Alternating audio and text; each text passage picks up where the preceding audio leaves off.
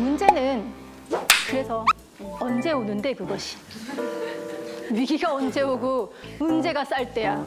그렇죠? 결국은 타이밍이 문제입니다. 타이밍이. 투자도요. 결국 타이밍입니다. 여러분 인생은 타이밍이죠? 네. 그럼 타이밍을 도대체 어떻게 알 수 있을까? 세 가지 방법이 있습니다. 첫 번째, 부자들의 돈의 위치를 보세요. 왜요? 부자들의 직업이 뭘까요? 대부분? 사장님. 네, 대부분 사업하십니다. 그래서 그들이 느끼는 체감 경기는요, 우리보다 훨씬 더 빠릅니다. 내가 어떤 사업을 하고 있는데 오더가 막 들어오기 시작합니다. 수급이 쫙쫙 잘 돼. 그럼 뭐라고 생각할까요? 경기가 좋아지는구만. 동물적으로 느끼세요. 반대의 경우는요. 수금도 안 되고 뭐가 막 오더도 줄어들어. 동물적으로 알아차리시고 투자하시던 거 말아 넣습니다. 근데 우리는 언제 체감하세요? 다 없어요.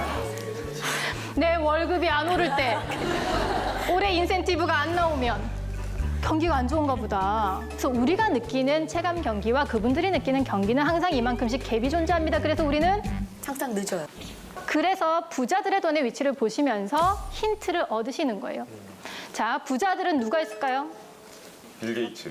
빌 게이츠도 있고요. 워렌 버핏도 계시겠죠. 근데 한국에 가까운 데서 찾으시면 삼성. 네, 삼성 같은 재벌들이 어떻게 돈을 움직이는지를 좀 참고해서 보시면 좋을 것 같아요.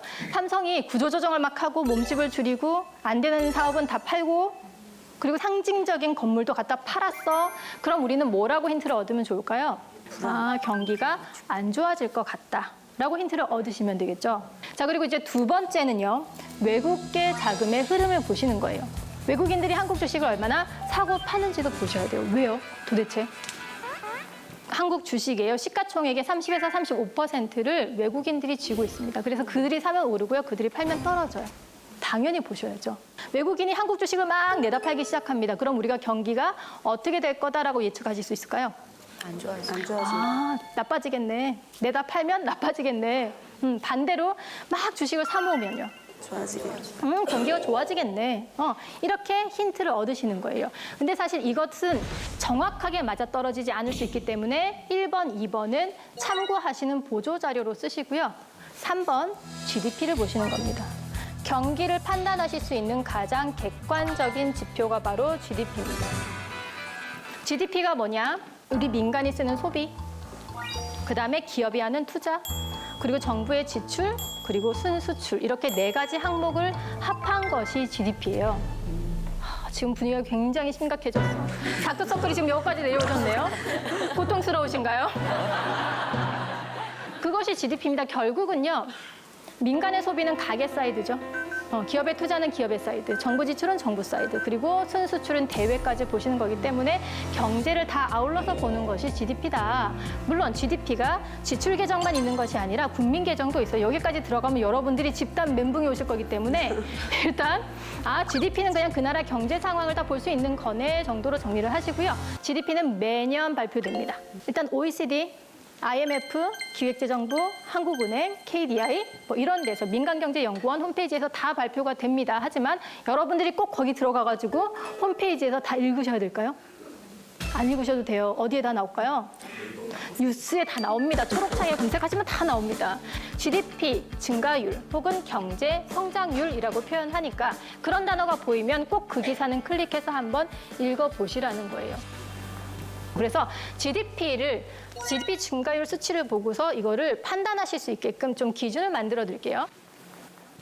2012년에 2.3%, 2010년에 저렇게 높았던 거는 기조효과라고 보시면 돼요. 너무 많이 떨어져서 그만큼 올라온 기조효과입니다. 12년에 2.3, 13년에 2.9, 14년에 3.3을 기록했다가 저 당시에 2015년에 GDP 증가율이 3.6에서 3.9도 가지 않을까라고 예측을 했었어요. 근데 실제로 뚜껑을 열어보니까 2008까지 떨어져 버렸네. 어찌되었 간에 저렇게 해서 지금 횡보를 하고 있다. 그러면 지금 한국 경제가 어떻다? 저성장에 거의 가깝네. 고성장하고 있지는 않다.